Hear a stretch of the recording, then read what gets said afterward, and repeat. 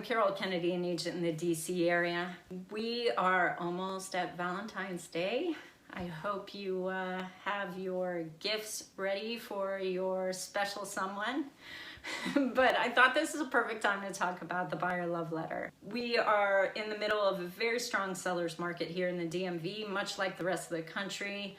Properties are going very quickly. They are routinely receiving multiple offers, and the buyers know this. So they've already put their financial foot forward. They've done their best and highest, and they think, what else can I possibly do to connect with the seller on a personal level and get them to pick my offer over everyone else's? And this is where the buyer love letter draft comes in. These are love letters drafted by the buyer, and they can include maybe a photo of the buyer and their family, maybe a statement like, I love the big backyard, my kids are going to have a blast playing in it, or the hallways are just wide enough to accommodate my wheelchair, or my church is right around the corner. So when these letters are submitted with the purchase offers and the seller reviews them, it puts them at risk of violating fair housing laws. Fair housing laws were established so that anyone with particular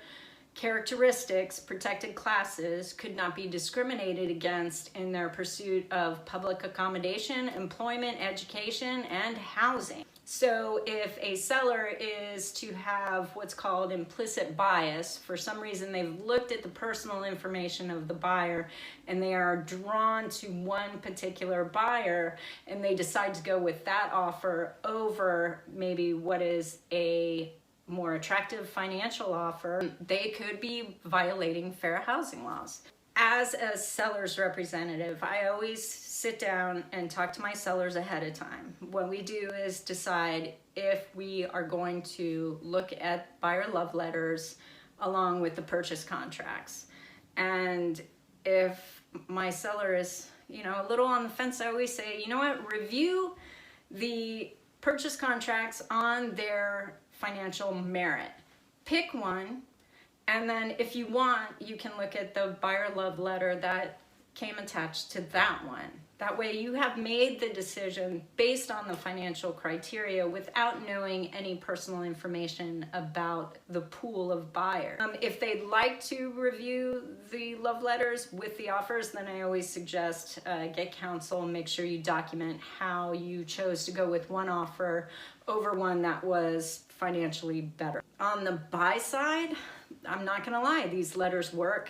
They really do. My buyers and I sit down and talk about if they are going to draft a love letter. We talk about fair housing laws. We talk about the 19 protected classes that are in the district. And I recommend formulating a love letter based on the house. Like maybe the homeowners are exceedingly good gardeners. Like the garden is absolutely beautiful and you can tell it takes a lot of time to maintain. Write something about how you're going to keep that garden going. That's going to be important to that seller. Talk about characteristics of the house, not personal information about yourself. And then as a buyer's agent, I always call the agent representing the seller and find out what the pinch points are for that seller, because it's not necessarily the highest price. It can be maybe they need a rent back, or maybe they need a long closing date, or maybe they're worried about the financials and they want a higher percent down coming from the buyer. It can be a multitude of things. So a quick phone call to the seller's agent to find out what they're looking for is always helpful to help the buyers put an offer together that meets those particular needs. So that's the buyer love letter. If you have questions about this or anything else related to real estate, I'm Carol Kennedy. Thank you for watching and happy Valentine's Day.